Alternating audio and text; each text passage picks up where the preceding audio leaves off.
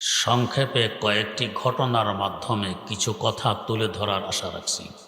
ঘটনার মাধ্যমে কথা বুঝতে সুবিধা, তাই এ কথাগুলো বুঝতে হলে অনেক ব্যাগ পেতে হবে না, গভীরে যেতে হবে না। কথাগুলো হলো, আমাদের মধ্যে কি এমন কেউ আছে যে চায় যে আমি বোকা হয়ে থাকি? কেউ নেই। সকলের চাহিদা আমি জ্ঞানী হই, বুদ্ধিমান হই। বরং শুধু জ্ঞানী আর বুদ্ধিমান নয়, যুগশ্রেষ্ঠ জ্ঞানী, যুগশ্রেষ্ঠ বুদ্ধিমান হই, এই চাহিদা সকলেরই। কিন্তু কোন পথে চললে, কি কাজ করলে জ্ঞানী হওয়া যায়, বুদ্ধিমান হওয়া যায়,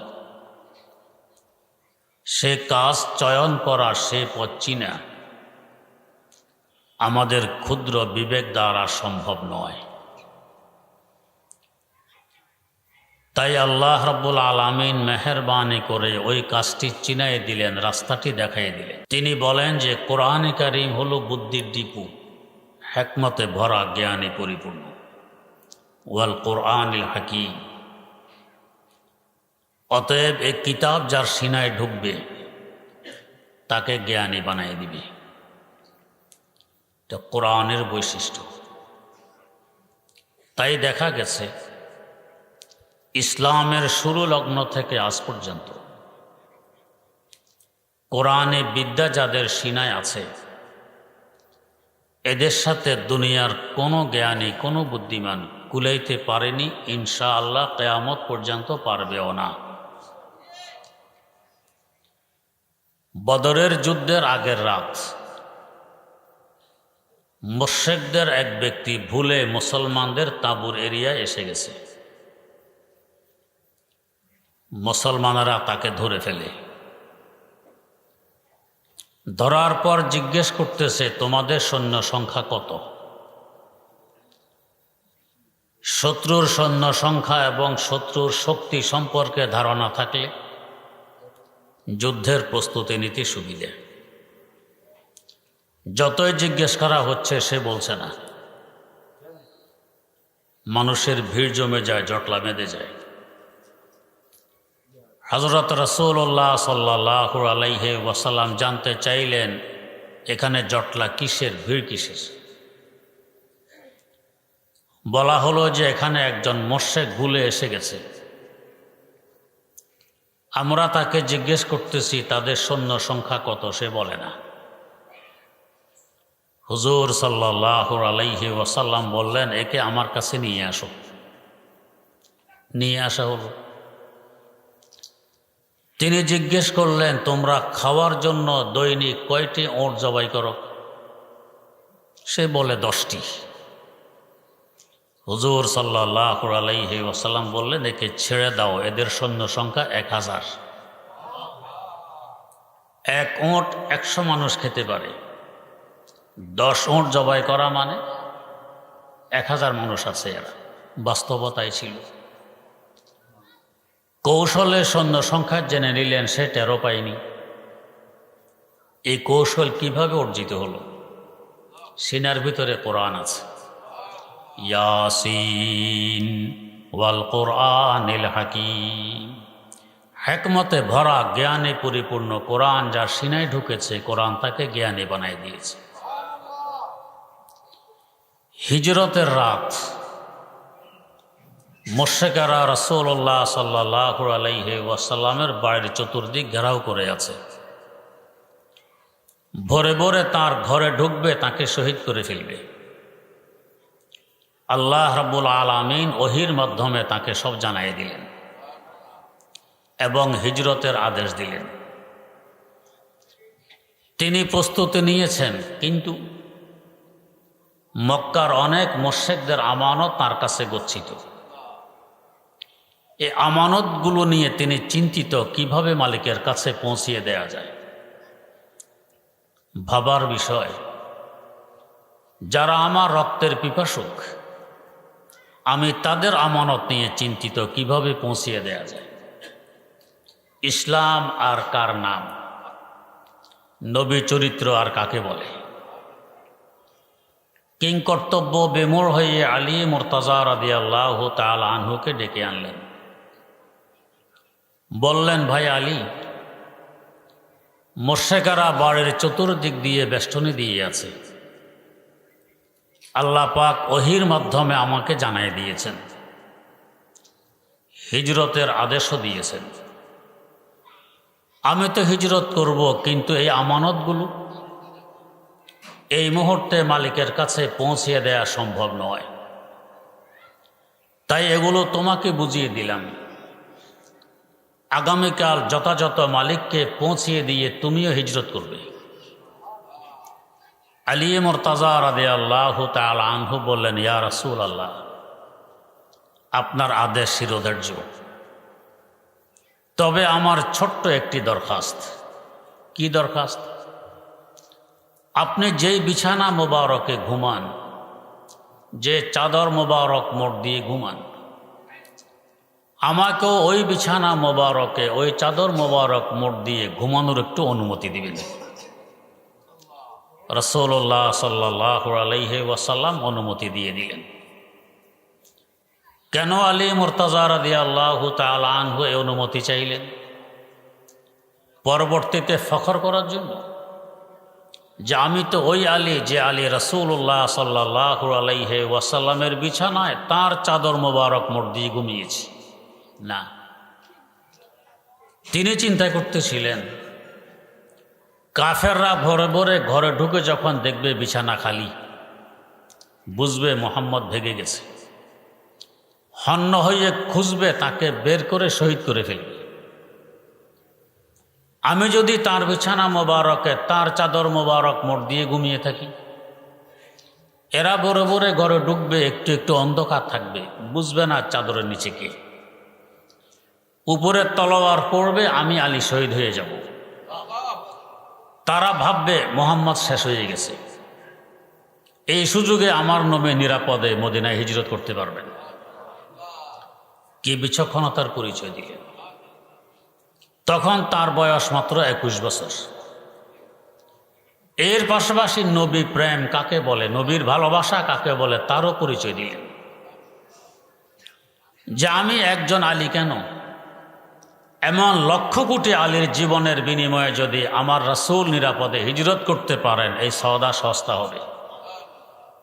আয়ে দোস্ত আগার যা তলবি যাব তু বখশাম, আয়ে দোস্ত আগার যা তলবি যাব তু বখশাম, ওয়াজ যাচে আজিজ আস্তে বগো আব তু বখশাম, ওয়াজ যাচে আজিজ আস্তে বগো আব তু বখশাম। আরো বিচক্ষণতার পরিচয় দিলেন।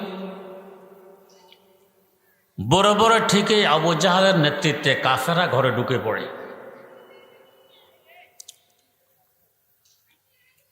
তলোয়ার উত্তোলন করে, চাদরের নিচের লোকটি এখন শহীদ হয়ে যাবে। কোন বর্ণনা অনুযায়ী 12 জন সর্দার 12 গোত্রের, কোন বর্ণনা অনুযায়ী 18 গোত্রের 18 জন সর্দার ঘরে ঢুকে পড়েছে। সবার হাতে তলোয়ার। 18টি তলোয়ার পড়বে, চাদরের নিচের লোকটি 19 খণ্ডে খণ্ডিত হয়ে যাবে। আবু জাহাল বলছে, তোমরা একটু থামো। কি ব্যাপার? চাদরের নিচে ঘুমন্ত ব্যক্তিকে হত্যা করলে আমাদের বীরত্ব প্রকাশ হবে না। চাদর সরাই, তাকে জাগায়, এরপর হত্যা করে বীরত্ব প্রকাশ হবে। এই বলে আবু জাহাল চাদর টান দিল। টান দিয়ে দেখে আলীর চেহারা, মুহাম্মদ তো নেই। হায় হায় হায়, সারা রাত ঘুমাইলাম না, পাহারাদারি করলাম, আমাদের শ্রম সব জলে গেল। তেলে বেগুনে গরম হয়ে জিজ্ঞেস করছে, আলী তাড়াতাড়ি বলো তোমার ভাই মুহাম্মদ কোথায়? আমরা যদি এই পরিস্থিতির শিকার হতাম, যে আমি 18টি তলোয়ারের ছায়া তলে, ঘাবড়িয়ে গিয়ে বলতাম যে আগে প্রাণ ভিক্ষা চাই, এরপরে বাকি কথা।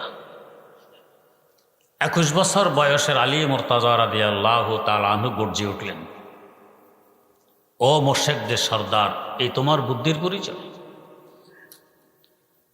রাতভর পাহারাদারি করেছ তোমরা, সজাগ ছিলে তোমরা, আমি ঘুমিয়ে আছি। সজাগ ব্যক্তি ঘুমন্ত ব্যক্তিকে এসে জিজ্ঞেস করতেছ মোহাম্মদ কোথায়? প্রশ্নটি উল্টা নয়? বরং আমি না জিজ্ঞেস করব আমার ভাই মোহাম্মদকে কি করেছ, তাড়াতাড়ি বলো। আবু জাহালের চেহারায় চুনকালি পড়ে গেল, লজ্জিত হয়ে গেল। কথা তো ঠিক, পাহারাদারি করেছে আমরা জানি না মোহাম্মদ কোথায়, ও তো ঘুমিয়ে আছে, ও জানবে কোত্থেকে। আবু জাহালের বুদ্ধিশুদ্ধি বিদায় নিল কেন, কারণ কি? আল্লামা জালালউদ্দিন রুমি রহমতুল্লাহ আলাইহের ভাষায়, বুল হাকাম না মাসবুদ বো জাহালে শোদ আয় বসা আহলাজ হাসাদ না আহলে শোদ আয় বসা আহলাজ হাসাদ না আহলে শোদ। এক সময় তার উপাধি ছিল আবুল হাকাম, জ্ঞানের পিতা। জ্ঞান নির্ণয়, জ্ঞানের পিতা। এখন তার উপাধি আবু জাহাল, মূর্খতার পিতা। নাম বললে লোকেরা চিনে না, আবুল হাকাম বললে চিনে না, আবু জাহাল বললে চিনে। কেন এই দশা ঘটল? নেতৃত্বের লোভে তাকে এই অবস্থা করে ফেলছে। আয় বসা আহলাজ হাসাদা না আহলে শোদ। নেতৃত্বের লোভের এটা বৈশিষ্ট্য, বুদ্ধিশুদ্ধি বিদায় নিয়ে যায়, শেষ ফলে বেইজ্জতি। তো আলী মুর্তাজা রাদিয়াল্লাহু তাআলা আনহু এই বিচক্ষণতার পরিচয় দিলেন কিসের বরকত? কোরআনের বরকত। ইয়াসিন ওয়াল কোরআনিল হাকিম। হিকমতে ভরা, জ্ঞানে পরিপূর্ণ কোরআন যার সিনায় ঢুকেছে, কোরআন তাকে জ্ঞানী বানাই দিয়েছে। আমাদের মজহাবের ইমাম, ইমামুল আইম্মা, ইমামুদ দুনিয়া, আল ইমামুল আজম হজরত আবু হানিফা রাহিমাহুল্লাহ, এক শিয়ার সাথে তার বহস হবে, তর্ক অনুষ্ঠান। শিয়া মজহাব হক না বাতিল সিদ্ধান্ত হবে। তিনি মঞ্চে উঠার সময় জুতা জোড়া একবারে বগলের নিচে নিয়ে সকলের সামনে দিয়ে উঠলেন। যার সাথে বহস হবে শিয়া বেচারা বলছে, আবু হানিফা সাহেব, আপনার আদব লেহাজ নেই কি? আপনার জুতা কে নিবে এখান থেকে? একেবারে সবার সামনে বগলের নিচে নিয়ে উঠলেন মঞ্চে। তিনি বললেন, জুতা বগলের নিচে নিয়ে ওঠার কারণ হলো, আমি শুনেছি হজরত নবী করিম সাল্লাল্লাহু আলাইহি ওয়াসাল্লামের জমানায় শিয়ারা নাকি জুতা চুরি করত, এই ভয়ে বগলে নিয়ে এসেছি। শিয়া বেচারা বলছে, কি মিথ্যা কথা বলতেছেন? নবীর জমানা কি শিয়া ছিল? শিয়া তো তখন ছিলই না, চুরি করার প্রশ্নই আসে না, মিথ্যা কথা বলতেছেন। ইমাম জবাব দিলেন, ও ভাই, ভুল হয়ে গেছে। হজরত আবু বকর সিদ্দিক রাদিয়াল্লাহু তাআলা আনহুর জমানায় জুতা চুরি করত। আবারও মিথ্যা বললেন। আবু বকরের সময় কি শিয়া ছিল? শিয়া তো তখন ছিলই না, চুরির প্রশ্ন আসে কিভাবে? ইমাম বললেন, ভাই আসলে ভুল হয়ে গেছে, ফারুক আজম ওমর রাদিয়াল্লাহু তাআলা আনহুর জমানায় জুতা চুরি করত। আবারও অবাস্তব কথা বলতেছেন। ওমরের জমানায় কি শিয়া ছিল? জুতা চুরি করবে কিভাবে? ভাই আসলে ভুল হয়ে যায়, হজরত ওসমান গনি রাদিয়াল্লাহু তাআলা আনহুর জমানায় জুতা চুরি করত। আবারও অবাস্তব কথা বলতেছে, ওসমানের সময় কি শিয়া ছিল? এবার ইমাম বললেন, যে শিয়া সম্প্রদায়ের অস্তিত্ব নবী করিম সাল্লাল্লাহু আলাইহি ওয়াসাল্লামের জমানায় ছিল না, যে শিয়া সম্প্রদায়ের অস্তিত্ব আবু বকর সিদ্দিক রাদিয়াল্লাহু তাআলা আনহুর সময় ছিল না, যে শিয়ার অস্তিত্ব ফারুক আজম ওমর রাদিয়াল্লাহু তাআলা আনহুর জমানায় ছিল না, যে শিয়ার অস্তিত্ব ওসমান গনি রাদিয়াল্লাহু তাআলা আনহুর জমানায় ছিল না, নব আবিষ্কৃত একটি সম্প্রদায়, এরা আবার হক হয় কিভাবে? হক হতে হলে তো নবীর জমানায় থাকতে হবে। শিয়া বেচারা চেহারায় চুনকালি পড়ে গেল, বহসে হেরে গেল, আর বহস করার প্রয়োজন পড়ল। কৌশলে তিনি জিতে গেলেন। এই কৌশল কিভাবে আসলো তার কাছে? তা কোরআনের বরকত। ইয়াসিন ওয়াল কোরআনিল হাকিম। হিকমতে ভরা, জ্ঞানে পরিপূর্ণ কোরআন যার সিনায় ঢুকেছে, কোরআন তাকে জ্ঞানী বানাই দিয়েছে। এক বেটা তার স্ত্রীকে ভালোবাসে, স্ত্রী স্বামীকে ভালোবাসা না, চলে যেতে চায়, তালাক চায়, স্বামী তালাক দেয় না। এক রাত কি নিয়ে স্বামী স্ত্রী ঝগড়া, ঝগড়ার এক পর্যায়ে গিয়ে স্ত্রী বলছে, তোমার সাথে কথা নেই, কথা বন্ধ। স্বামী যতই চেষ্টা করছে, স্ত্রী আর কথা বলে না।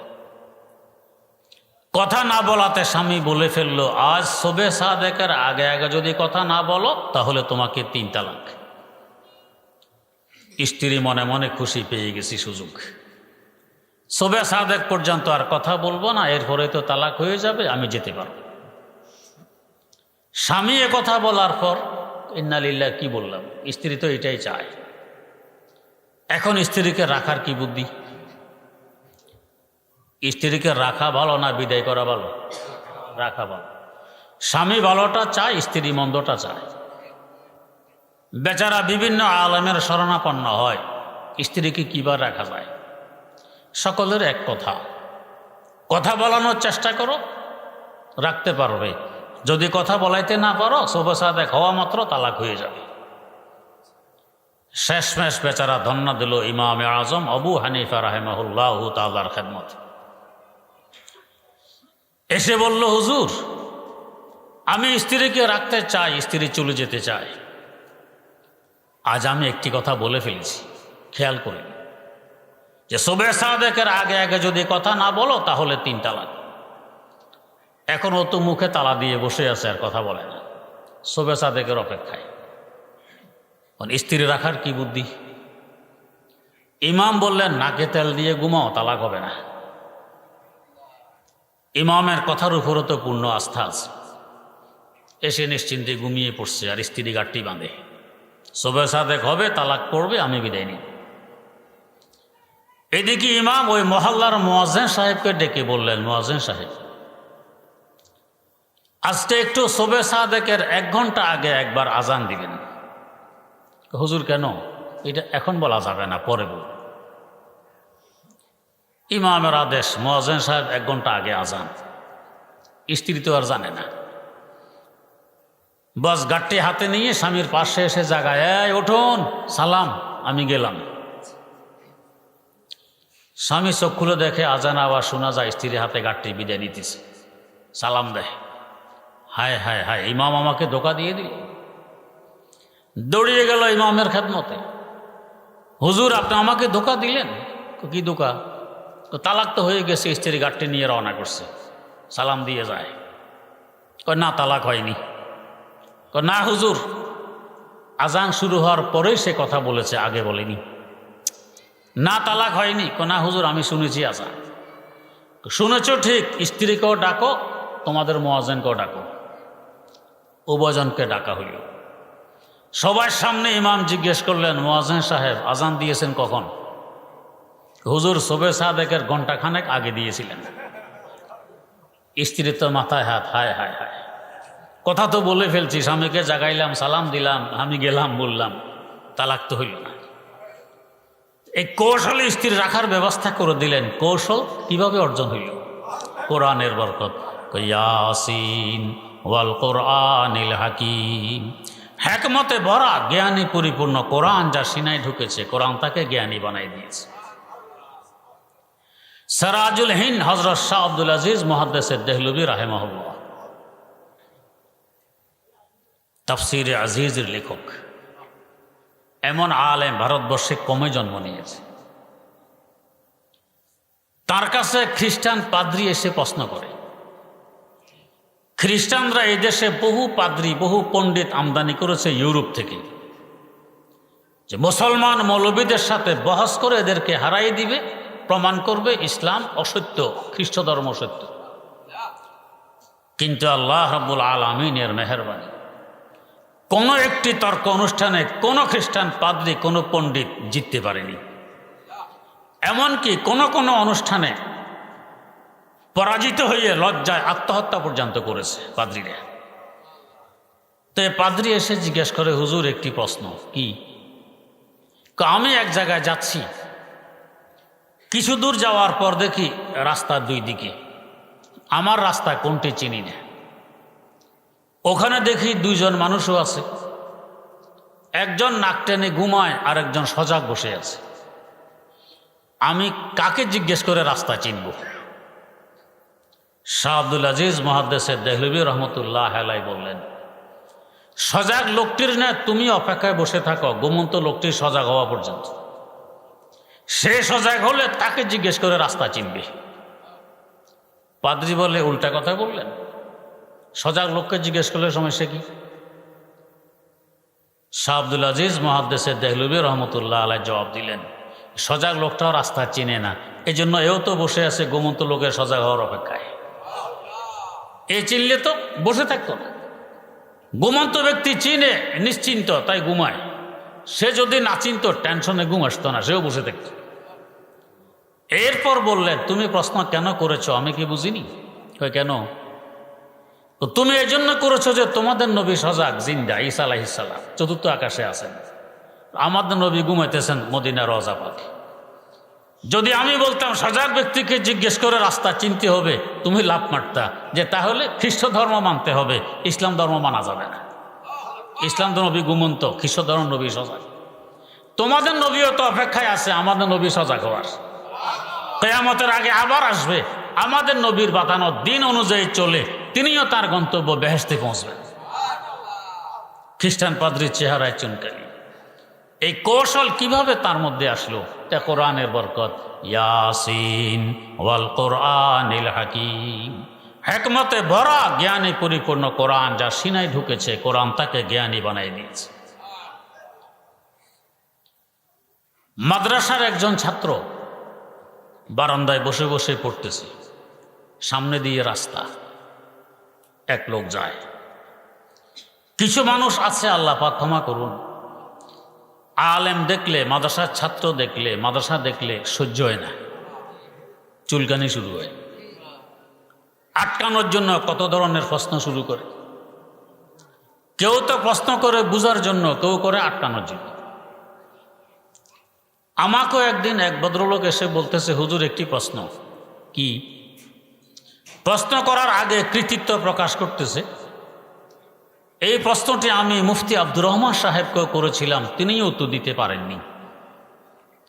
মুফতি আব্দুর রহমান সাহেব আমার চাচা, বড় বিজ্ঞ মুফতি, বড় আল্লাহওয়ালা ছিলেন। আমি বললাম, আমি তো ওনার জুতার দলির সমানও নই, তো উনি যখন পারেননি আমিও পারবো না, প্রশ্ন করলে লাভ হবে না।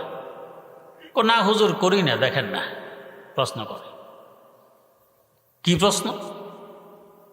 খেজুর গাছ কোত্থেকে আসলো, কদু গাছ কোত্থেকে আসলো, এটা এর প্রশ্ন। ভাই আম গাছ কোত্থেকে আসলো, জাম গাছ কোত্থেকে আসলো, এইটা আমরা জানি? কোনো গাছ সম্পর্কে তো জানি না কোত্থেকে আসলো। আল্লাহ পাক সৃষ্টি করছেন, হেকার থেকে আসছে। হের খেজুর গাছ আর কদু গাছ নিয়ে ফেরিসেন। বললাম, ভাই আমার চাচা মুফতি আব্দুর রহমান রহমতুল্লাহ আলাইহি পারেননি, আমিও পারলাম না, তাহলে আমার থেকে শুনুন। তো উত্তরটা আপনার কাছে আছে, তো প্রশ্ন করেন কেন? কোথায় পেয়েছেন উত্তর?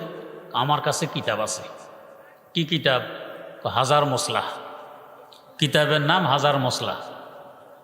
বলেন কি জবাব লিখছে? বলে, উহুদের ময়দানে আল্লাহর নবীর দুইটি দাঁত মুবারক শহীদ হয়ে গিয়েছিল। একটি দাঁত থেকে উঠেছে খেজুর গাছ, আর একটি দাঁত থেকে উঠেছে কদু গাছ। এই জন্য খেজুর খাওয়া সুন্নত, কদু খাওয়া সুন্নত। মাশাআল্লাহ, জবাব তো শুনতে বড় সুন্দরই শোনা গেল। তবে আমার দুইটি কথা। কি কথা? উহুদের যুদ্ধ সংগঠিত হওয়ার প্রায় 600 বছর আগে হযরত ঈসা আলা নবিয়্যিনা ওয়া আলাইহিস সালাতু ওয়াস সালাম জন্মগ্রহণ করলেন হযরত মরিয়ম আলাইহিস সালামের গর্ভ থেকে। পাহাড়ি এলাকা, জনমানব শূন্য এলাকা, হযরত মরিয়মের ক্ষুধা, খাবারের ব্যবস্থা নেই। আল্লাহ পাক ওহী নাযিল করলেন, ওয়া হুজ্জি ইলাইকা বিজযি'in নাখলাতি তুসাকিতু আলাইকা রুতাবান জানিয়া।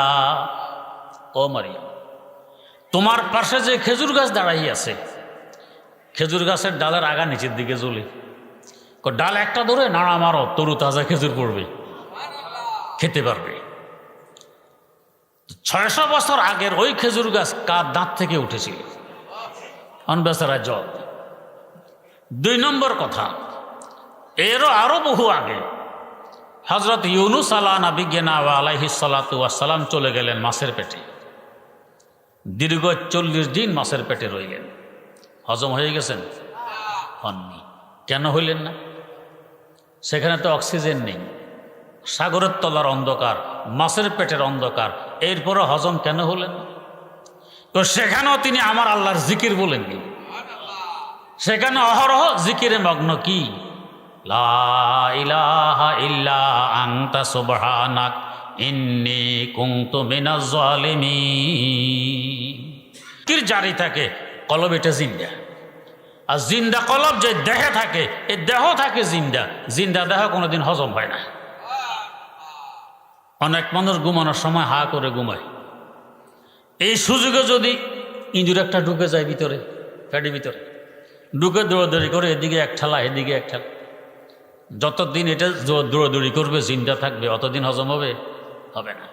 হজম হইতে হলে মরতে হবে। আল্লাহর পেগাম্বরের কলব জিন্দা, কলবের বরকতে দেহ জিন্দা। আল্লাহর জিকিরের বৈশিষ্ট্য, জিকিরের খাসিয়ত, তা হজম হবেন কি? আমাদের এলাকায় কুতবে বক্তা হজরত কারি ইব্রাহিম রহমতুল্লাহ আলাইহির একজন মুরিদ ছিলেন। আপনাদের কাছেই তো ওনার বাড়ি,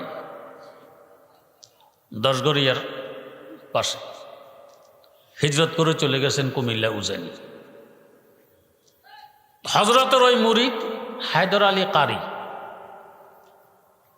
সবসময় জিকির করতেন, চিৎকার দিতেন।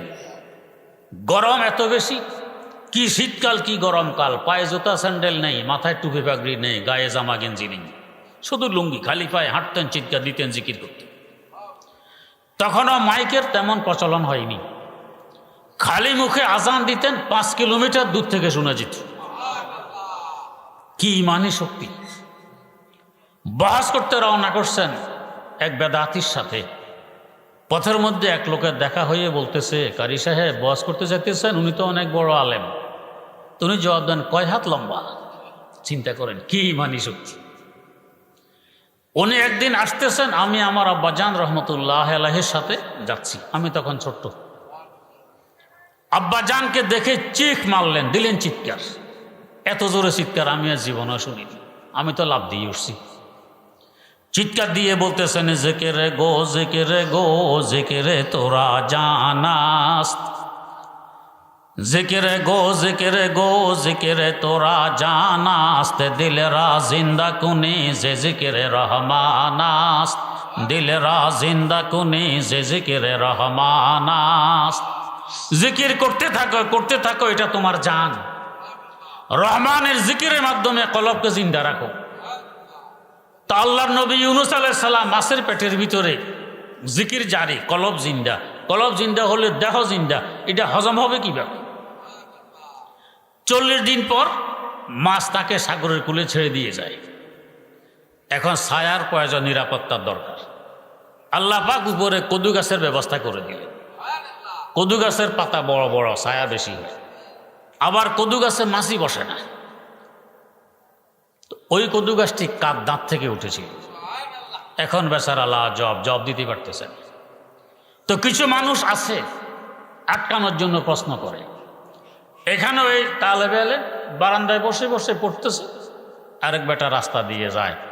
তালেবে এলেম দেখে এখন প্রশ্ন মনে পড়ছে, হুজুর একটি প্রশ্ন। কি প্রশ্ন? আমাদের কূপে একটি ইঁদুর পড়ে গেছে। ইঁদুর, এখন কূপের পানি পাক নাকি না পাক? ছাত্র বুঝে ফেলেছে আসলে ইঁদুর মিঁদুর কিচ্ছু পড়েনি। যদি বাস্তবে মাসালার দরকার হতো, সে ওই মাসালা জানার জন্য মাদ্রাসাতে আসতো। ও তো অন্য কাজে যায়, যাওয়ার পথে আমাকে জিজ্ঞেস করে, আমাকে দেখে মনে পড়ছে কিসের ইঁদুর। আমাকে আটকানোর জন্য প্রশ্ন, ঠিক আছে আমিও আটকাইছি।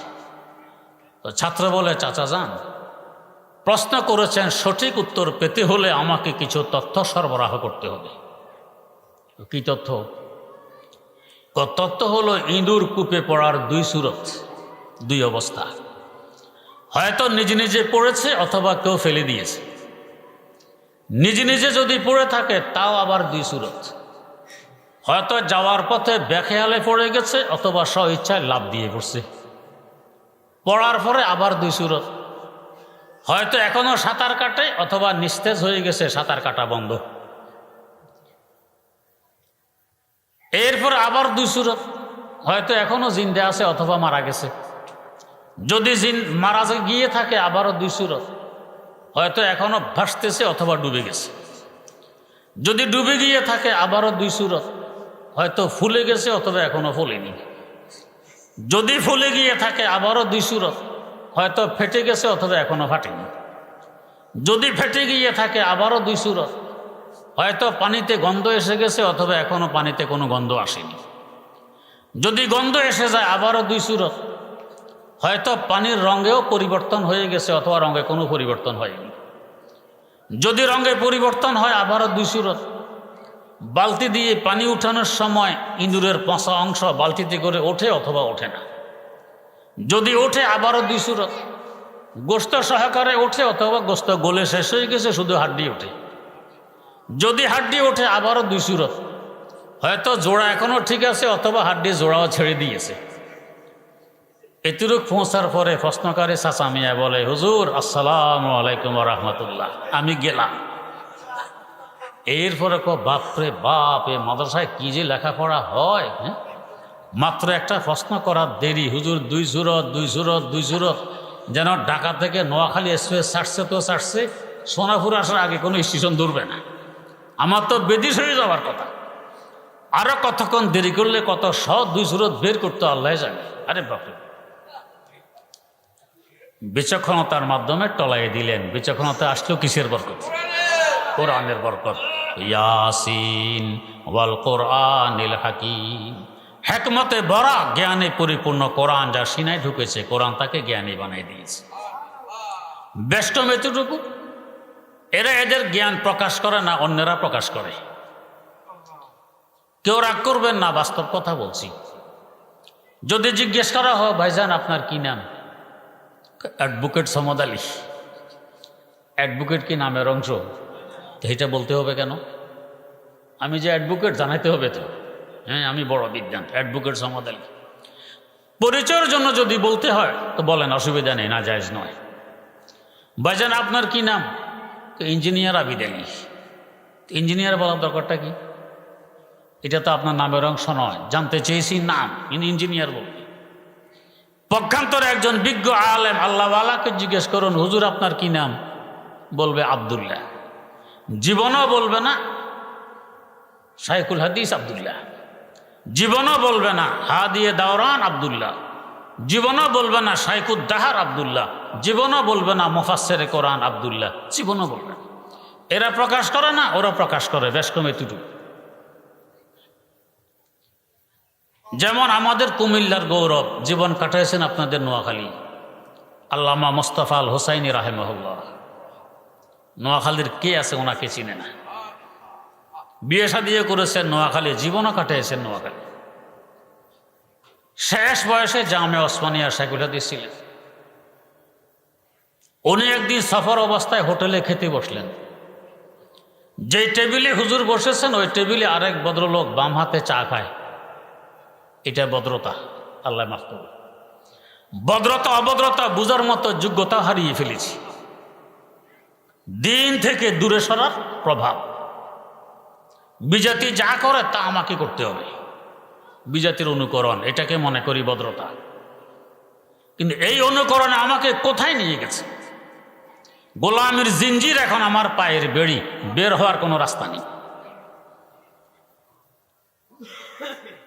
হাকিমুল উম্মত মুজাদ্দিদুল মিল্লাত হযরত শাহ আশরাফ আলী থানভী রহমতুল্লাহ আলাইহি একটি ঘটনা লিখেছেন, হাসির ঘটনা, বোঝার জন্য বলছি। এই অনুকরণের ঘটনা। বিভিন্ন প্রাণীর মধ্যে অনুকরণ প্রিয় প্রাণী হলো বানর। বানর আরেকজনটা নকল করে খুব বেশি। এই স্বভাবটা আমাদের মধ্যে। মিস্ত্রিরা গাছ চিরে, আগের যুগে গাছ চিরত কি দিয়া? লম্বা বড় একটা করাত থাকতো, সমিল টিল ছিল না। বড় মিস্ত্রি থাকতো উপরে, ছোট দুজন নিচে। করা টানাটানি করলে গাছ চিরে। কিছু দূর করা চলার পর সামনে একটা খিল ঢুকাইতে হয়। কুড়ালের ফিট দিয়া পিটাইয়া খিলিটা ঢুকায় তো একটু ফাঁক হয়, করা চলতে সুবিধা। এভাবে গাছ চিরে। বানর কতগুলো আশেপাশে হেরাও দেখে মিস্ত্রিরা যে গাছ চিরে। করাত আপন জায়গায় রেখে মিস্ত্রিরা গেছে ঘরে ভাত খাইতে। এই সুযোগে বানর কয়েকটা এসে মিস্ত্রি সাজছে। বড় মেয়ে উপরে, বড় মিস্ত্রি, ছোট দুইটা নিচে। টানাটানি করে দেখে করাত তো নড়ে না। না নড়লে কি করতে হয় এটাও তো দেখা আছে। খিল তুলে আবার সামনে কাটতে হবে। বড় মেয়ে উপরে একবারে জুতে যাতে বসে খিল নাড়তেছে, তুলবে তো গাছের উপর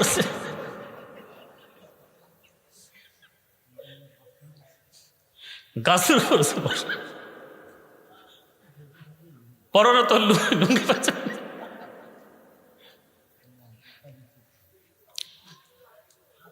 পরনে তো লুঙ্গি পাচ্ছে, মানে সিফার ভিতরে থইলি জ্বলে,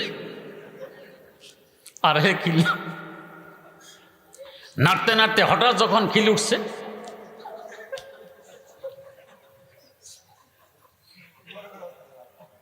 গাছের দুই পাট তো মিলে গেছে, থইলি তো সিফার ভিতরে। হায় হায়, এখন লাফালাফি বের তো হইতেই পারতেছে না, থইলি আটটা নিচের দুইটাই করাত পরাত থুইয়া বাগছে। বড় মিস্ত্রির এই দশা, আমাদের জানি কি কিয়ামত আসতেছে। এই ফাঁকে মিস্ত্রিরা খেয়ে দিয়ে এসে দেখে এই লাফালাফি করতেছে গাছের আগায়। কিন্তু ব্যাপার কি, আমরা আসলাম তারপরে যে বাগে না, কাছে আসে দেখে বাগবে কিভাবে, থইলি তো আটক। কুড়ালের ফিট এত কন্ত করতো খিলের মাথায়, এখন বড় মিয়ার মাথায় পড়তেছে। এই দশা কেন ঘটল? আরেকজনটা অনুকরণ করতে গেছে। আজ আমরাও বিজাতির অনুকরণ করতে করতে আমাদেরও এই দশা। কন্যা তো আংরেজ বনে আমনা মুসলমান রহে। আমরা খ্রিস্টান হইতে পারিনি, অন্যদেরকে মুসলমান হিসাবেও থাকতে দেই। অনুকরণ। তো বেচারা বাম হাতে চা খায়, হযরত গোশত দিয়ে ভাত খেলেন। খাওয়া দাওয়ার পরে হাড়গুলোও যথাসাধ্য চিবিয়ে খাওয়ার চেষ্টা করতেছিলেন। এভাবে যথাসাধ্য পরিষ্কার করে খাওয়া নবীর সুন্নত। চা খানেওয়ালা ভদ্রলোক বারবার হুজুরের দিকে তাকায়, মনে মনে হয়তো ভাবে মোল্লাবোধ জীবনে গোশতের চেহারা দেখেনি, হাড় গোশত খেয়ে হাড় সহ খেয়ে ফেলতেছে। চা খায় আর হুজুরকে প্রশ্ন করে, হুজুর আপনাদের দেশে কুকুর কি খায়? ভদ্রলোকের ধারণা হুজুর বলবেন কুকুর হাড় খায়। এতে করে হুজুরের মিল হবে কুকুরের সাথে, সাদৃশ্য হবে কুকুরের সাথে, বেইজ্জতি হবে। তাই প্রশ্ন, আপনাদের দেশে কুকুর কি খায়? হুজুর জবাব দিলেন, জি জনাব, আমাদের দেশে কুকুর চা খায়। কাকে কুকুর বানাতে চাইলো, কে কুকুরে পরিণত হইল? এই বুদ্ধি কিভাবে আসলো? কোরআনের বরকত। ইয়াসিন ওয়াল কোরআনিল হাকিম। হিকমতে ভরা জ্ঞানে পরিপূর্ণ কোরআন যা সিনায় ঢুকেছে, কোরআন তাকে জ্ঞানী বানায় দিয়েছে। অতএব যদি জ্ঞানী হতে চাই, আমাদের নতুন প্রজন্মকে যদি জ্ঞানী বানাইতে চাই, এই ধরনের কওমি মাদ্রাসার বিকল্প নেই, কোরআন সুন্নাহর বিকল্প নেই। এদেরকে মাদ্রাসায় পাঠাই, এদেরকে জ্ঞানী বানাই। যদি কোরআনের বিদ্যা আমি সিনা ধারণ করতে পারি, আমার থেকে বড় জ্ঞানী দুনিয়াতে আর কেউ নেই। কারণ এরা চিন্তা করবে, আমার বাস্তব বাসস্থান, আমার বাস্তব জীবন সামনে আসতেছে, ওটার পুঁজি আমাকে জোগাড় করতে হবে। নবী করিম সাল্লাল্লাহু আলাইহি ওয়াসাল্লাম তাই বলেছেন, আল কাইয়িসু মান দানা নাফসাহু ওয়া আমিলা লিমা বাদাল মাউত। বাস্তব জ্ঞানী তো ওই ব্যক্তি যে নিজকে নিজে চিনে, আমি কে, কোথায় ছিলাম, কোথায় রওনা করেছি, কোথায় আমার গন্তব্য, আমার দায়িত্ব কি, আমার সম্পর্ক কার সাথে। যে নিজকে নিজে চিনে সে বাস্তবে জ্ঞানী। ওয়া আমিলা লিমা বাদাল মাউত, এবং মওত পরবর্তী জীবনের জন্য যে পুঁজি জোগাড় করে সে বাস্তব জ্ঞানী। এটা হয় একমাত্র এই কওমি মাদ্রাসায়। নবীর পুরোপুরি সুন্নত যদি কোথাও দেখতে চান, তো কওমি মাদ্রাসায় আসলে দেখতে পাবেন, এভাবে অন্য কোথাও দেখা যাবে না। আল্লাহ রাব্বুল আলামিন আমাদেরকে তৌফিক দান করুন, এই ধরনের প্রতিষ্ঠানগুলোর সাথে নিজকে নিজে জুড়ে রেখে উভয় জাহানে যাতে ধন্য হতে পারি। সুবহানাল্লাহি ওয়া বিহামদি, সুবহানাকাল্লাহুম্মা ওয়া বিহামদিক, আশহাদু আল্লা ইলাহা ইল্লা আনতা আস্তাগফিরুকা ওয়া আতুবু ইলাইক।